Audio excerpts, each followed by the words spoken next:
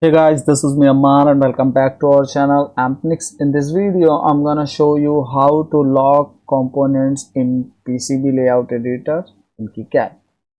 So locking component is very important in complex circuits. Mostly we use it for fixing a component at one place. So if I click this connector or this terminal block, I can put it here and there, which shouldn't be like that. It should be fixed at one place. So how can I fix it?